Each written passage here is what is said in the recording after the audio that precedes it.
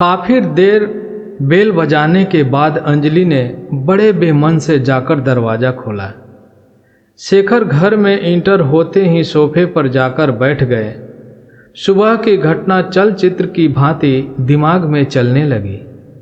शेखर की गलती सिर्फ इतनी थी कि अंजलि की सहेली शिखा को अपने घर आने के लिए मना कर दिया था, क्योंकि उसे लगता था कि पड़ोसियों की बातों में आकर और वो सुनकर व्यथित हो जाती है और उसके ऊपर बुरा अवसर पड़ रहा है। इसी बातों को लेकर दोनों में कहा-सुनी हो गई। बात इतनी बढ़ गई थी कि अंजलि ने मायके जाने का निर्णय ले लिया था। शेखर कुछ नहीं बोला और ऑफिस निकल गए। घर पर अंजलि अपनी पूरी तैयारी कर चुकी थी। शेखर ने बहुत मनाने की कोशिश की, पर अंजलि नहीं मानी और जाने लगी। शेखर ने बोला, अगर तुम नहीं मानती हो तो कोई बात नहीं, कहीं भी जाते समय बड़ों का आशीर्वाद लेते हैं, तुम जाओ और माता पिता का आशीर्वाद ले लो, मैं तब तक गाड़ी निकालता हूँ।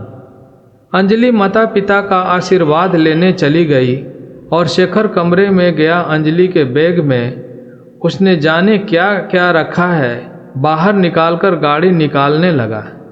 अंजलि जाकर चुपचाप गाड़ी में बैठ गई। स्टेशन तक किसी की आपस में कोई बात नहीं हुई। शेखर स्टेशन पर छोड़कर वो वापस चला आया। अंजलि की गाड़ी जाने में अभी 1 घंटे की देरी थी। अब स्टेशन पर वही सोचने लगी। सुबह की घटना के बारे में। शाम के 6 बज चुके थे। ठंडी हवाएं चलनी शुरू हो गई थी। अब उसे ध्यान आया उसने कोई गर्म कपड़ा नहीं लिया था। फिर कुछ सोचते हुए उसने बैग खोला। उसमें 1 शाल और स्वेटर और कुछ पैसे, एक पर्ची पर कुछ लिखा हुआ मिला। पर्ची पढ़ते पढ़ते अंजलि को गला भर आया। चेहरा आंसुओं से सराबोर हो गया। सोचने लगी कि शेखर उसका कितना ख्याल रखता है। उसे इस तरह से नहीं लड़ना चाहिए था। जब वह मम्मी पापा के पैर छूने उसके कमरे में गई थी, तभी शेखर ने ही ये सामान उसके बैग में रख दिया था और पर्ची पे लिखा था, ठंड का मौसम है और रात भर का सफ़र है, तुम्हें सर्दी न लगे इसीलिए मैं कपड़ा रख दे रहा हूँ, और कुछ पैसे रखे हैं जो तुम्हारे मायके में तुम्हें काम आएंगे। जब तुम्हें ऐसा लगे इतनी छोटी सी बात पर हमें नहीं झगड़ना चाहिए था, तब वापस चली आना।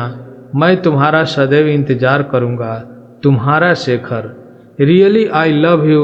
बस एक बात याद रखना, 2 पहियों की गाड़ी 1 पहिया पर नहीं चल सकती।